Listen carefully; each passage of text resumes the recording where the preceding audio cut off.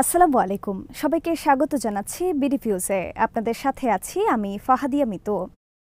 ইরানে ১৯৭৯ সালের ফেব্রুয়ারি মাসে ইসলামী বিপ্লব সংঘটিত হবার পর থেকেই যুক্তরাষ্ট্র ও মধ্যপ্রাচ্যে তার সবচেয়ে ঘনিষ্ঠ মিত্র ইসরায়েলের সঙ্গে ইরানের বৈরী সম্পর্ক চলে আসছে।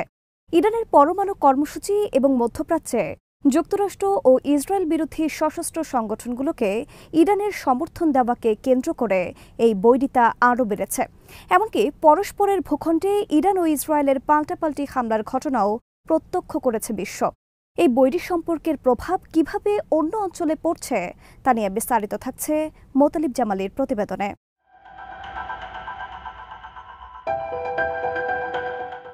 ইরানের রাজধানী তেহরানে ফিলিস্তিনি প্রতিরোধ আন্দোলন হামাসের শীর্ষ নেতা ইসমাইল হানিয়াকে ক্ষেপণাস্ত্র হামলা চালিয়ে হত্যা করে ইসরায়েল। এই হত্যাকাণ্ডের বদলা নেয়ার হুমকি দিয়েছিল ইরান, কিন্তু এখনও পর্যন্ত এ ব্যাপারে কোনো পাল্টা পদক্ষেপ না নেয়ায় ইরান আসলে কি করতে চাইছে তা নিয়ে নানা জল্পনা চলছে।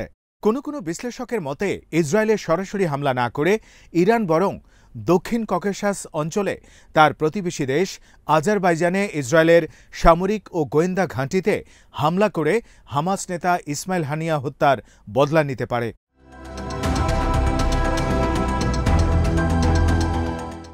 ইরানের অভিযোগ, আজারবাইজানে ইসরায়েলের সামরিক ঘাঁটি রয়েছে, যেটিকে ব্যবহার করে ইরানে আবারও হামলা চালাতে পারে ইসরায়েল। সেই পথ বন্ধ করতে ইরান আজারবাইজানে ইসরায়েলি সেনা অবস্থানে বিমান ও ক্ষেপণাস্ত্র হামলা চালাতে পারে, আর এভাবেই তারা হামাস নেতা ইসমাইল হানিয়াকে হত্যার বদলা নিতে পারে। আর সে ধরনের কিছু ঘটলে মধ্যপ্রাচ্যে ইরান ও ইসরায়েলের মধ্যেকার সংঘাত দক্ষিণ ককেশাস অঞ্চলেও বিস্তৃত হতে পারে বলে মনে করেন বিশ্লেষকরা।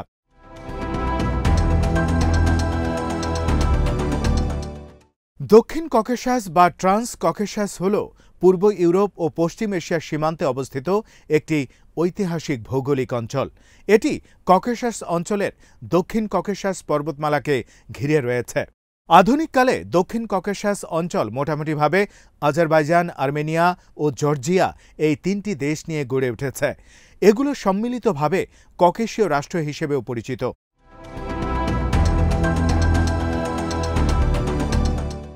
এই তিনটি দেশই একসময় সাবেক সোভিয়েত ইউনিয়নের অন্তর্ভুক্ত ছিল।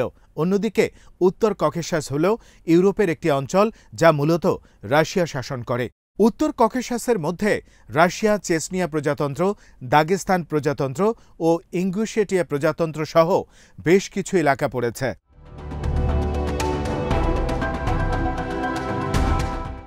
দক্ষিণ ককেশাস অঞ্চলের দুই প্রতিবেশী দেশ আজারবাইজান ও আর্মেনিয়ার সীমান্তের বিরোধপূর্ণ নাগর্নো কারাবাখ এলাকা নিয়ে দীর্ঘদিন ধরে সামরিক সংঘাত চলছে। আন্তর্জাতিকভাবে স্বীকৃত সীমান্ত অনুযায়ী নাগর্নো কারাবাখ এলাকা মুসলিম সংখ্যাগরিষ্ঠ আজারবাইজানের অংশ, তবে সেখানে জাতিগত আর্মেনিয়ানদের বসবাস বেশি হওয়ায় এলাকাটির মালিকানা দাবি করে আসছে খ্রিস্টান সংখ্যাগরিষ্ঠ দেশ আর্মেনিয়া। নাগর্নো কারাবাখ নিয়ে আজারবাইজান ও আর্মেনিয়ার মধ্যে ১৯৮০ এবং ১৯৯০-এর দশকে বড় আকারে যুদ্ধ হয়েছে। সর্বশেষ ২০২০ সালেও দেশ দুটি ৬ সপ্তাহের যুদ্ধে জড়িয়ে পড়েছিল।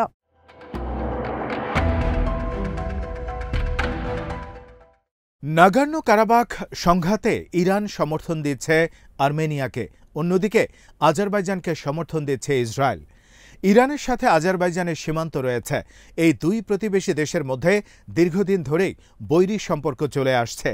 সাম্প্রতিক বছরগুলোতে আজারবাইজান ইসরায়েলের সাথে ঘনিষ্ঠ সম্পর্ক গড়ে তোলায় ক্ষুব্ধ করে তুলেছে ইরানকে। আজারবাইজান ইরানের হামলার টার্গেটে পরিণত হতে পারে বলে ধারণা বিশ্লেষকদের।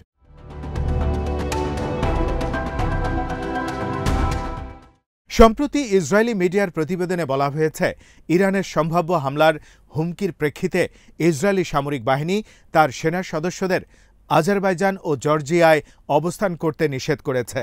অতীতে ইরান দাবি করেছিল তারা ইরাকি কুর্দিস্তানে ইসরায়েলি গোয়েন্দা ঘাঁটিতে হামলা করেছে, তবে এ ব্যাপারে তেল আবিবের পক্ষ থেকে কোনো মন্তব্য করা হয়নি।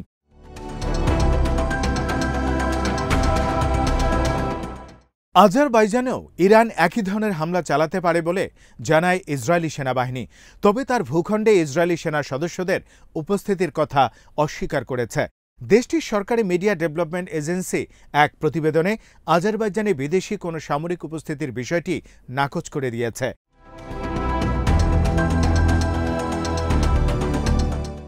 তবে কোনো বিশ্লেষক আজারবাইজানের বিমান প্রতিরক্ষা মহড়াকে তেহরানের সম্ভাব্য হামলার বিরুদ্ধে নিজেদের শক্তির প্রদর্শন বলে অভিহিত করেছেন। এই মহড়াকে কেউ সম্প্রতি কাস্পিয়ান সাগরে ইরান ও আজারবাইজানের অভিন্ন সীমান্তের কাছে তেহরানের নৌবাহিনীর মহড়ার পাল্টা জবাব হিসেবে বিবেচনা করছে।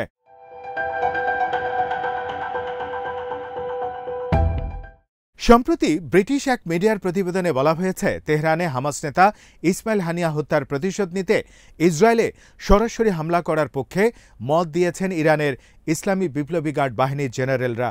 তবে বেসামরিক লোকজনের প্রাণহানি এড়াতে তারা ইসরায়েলের বিভিন্ন নগরীতে অবস্থিত সামরিক ঘাঁটিতে হামলা করতে বলেছেন। অন্যদিকে ইরানের নতুন প্রেসিডেন্ট মাসুদ পেজেশকিয়ান আজারবাইজানে ইসরায়েলের গোপন সামরিক ঘাঁটিতে হামলা করার পরামর্শ দিয়েছেন বলে ব্রিটিশ মিডিয়ার প্রতিবেদনে বলা হয়েছে।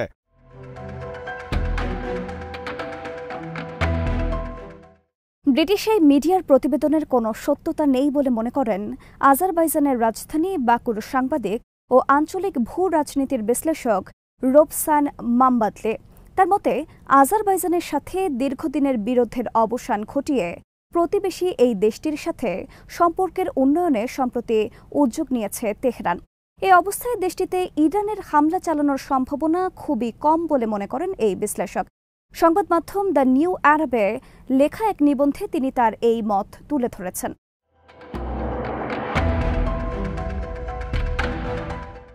ইরান আজারবাইজান সীমান্তের কাছে ইসরায়েলের সেনা ও গোয়েন্দাদের উপস্থিতি নিয়ে অনেকদিন ধরেই উদ্বেগ প্রকাশ করে আসছে তেহরান।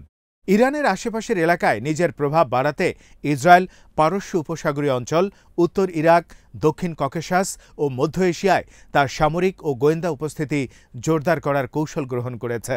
তার অংশ হিসেবেই ইরানের প্রতিবেশী আজারবাইজানের সাথে ঘনিষ্ঠ সম্পর্ক গড়ে তুলেছে ইহুদি বর্ণবাদী এই দেশটি।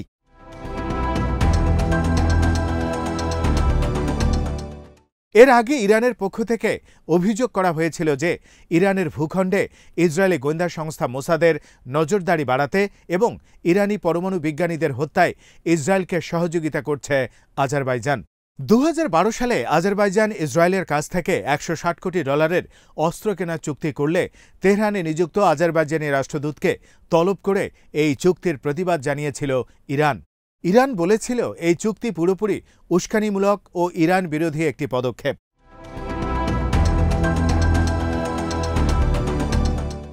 এ নিয়ে ইরান ও আজারবাইজানের মধ্যে কূটনৈতিক সংকট তৈরি হয়েছিল। এ সময় আজারবাইজানের রাজধানী বাকুতে বেশ কিছু লোকজনকে গ্রেপ্তার করা হয়েছিল। তাদের বিরুদ্ধে ইরানের পক্ষে গুপ্তচর বৃত্তি ও বাকুতে মার্কিন ও ইসরায়েলি দূতাবাসে হামলার পরিকল্পনা করার অভিযোগ আনা হয়েছিল। পলিসি ম্যাগাজিনের এক প্রতিবেদনে বলা হয়েছিল, যুক্তরাষ্ট্র এই সিদ্ধান্তে পৌঁছেছে ইরানে হামলা করার জন্য নিজেদের বিমান ঘাঁটি ব্যবহার করতে ইসরায়েলকে অনুমতি দিয়েছে আজারবাইজান।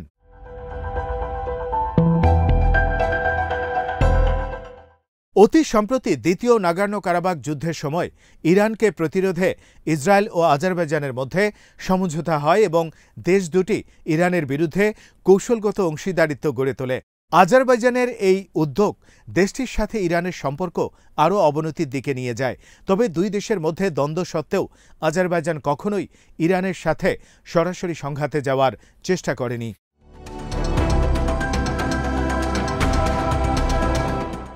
নাগর্নো কারাবাখ অঞ্চল নিয়ে এখনো পর্যন্ত আর্মেনিয়ার সাথে কোনো শান্তি চুক্তিতে পৌঁছতে পারেনি আজারবাইজান।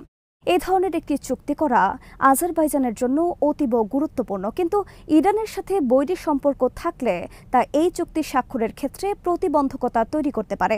কারণ ইরানের সাথে আলোচনা করা ছাড়া আর্মেনিয়া কোনো চুক্তি করবে না আজারবাইজানের সাথে। এছাড়া আর্মেনিয়ার সাথে সর্বশেষ যুদ্ধে নাগর্নো কারাবাখ অঞ্চল দখল করে নেওয়ার পশ্চিমা দেশগুলোর তীব্র সমালোচনার মুখে পড়েছে আজারবাইজান। এই পরিস্থিতিতে ইসরায়েলকে অধিক গুরুত্ব দিয়ে ইরানের সাথে সম্পর্ক আরও অবনতি ঘটাতে চায় না আজারবাইজান।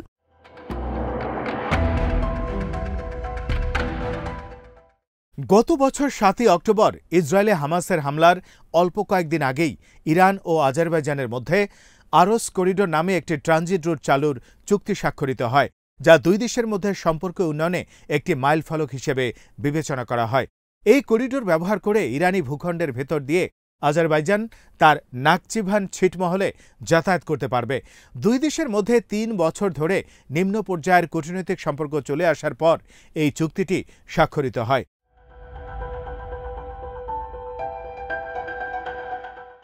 গত জুন মাসে ইরান ও আজারবাইজান একটি যৌথ সামরিক মহড়ায় অংশগ্রহণ করে, যা ১ বছর আগেও ছিল একেবারে অকল্পনীয় একটি বিষয়। এই সামরিক মহড়ার ১ মাস পর তেহরানে আজারবাইজানের দূতাবাস পুনরায় চালু করা হয়। ২০২৩ সালের জানুয়ারি মাসে এই দূতাবাসে একটি হামলার ঘটনার পর সেটি বন্ধ করে দেয়া হয়।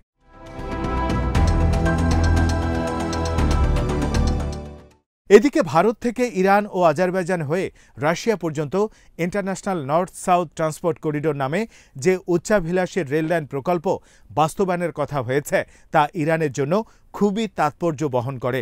কারণ এই করিডোরের মাধ্যমে ইরান কৃষ্ণ সাগরে পৌঁছে যাওয়ার সুযোগ পাবে।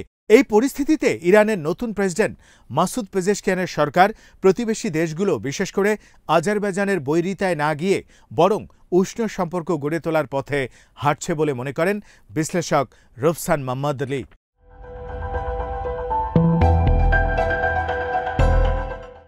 আজ এখানেই শেষ করছে। সবাই ভালো থাকুন, সুস্থ থাকুন আর দেখতে থাকুন বিডি ভিউজ। চ্যানেলটি ভালো লাগলে সাবস্ক্রাইব করুন, সংযুক্ত থাকুন আমাদের ফেসবুক পেজে। আল্লাহ হাফেজ।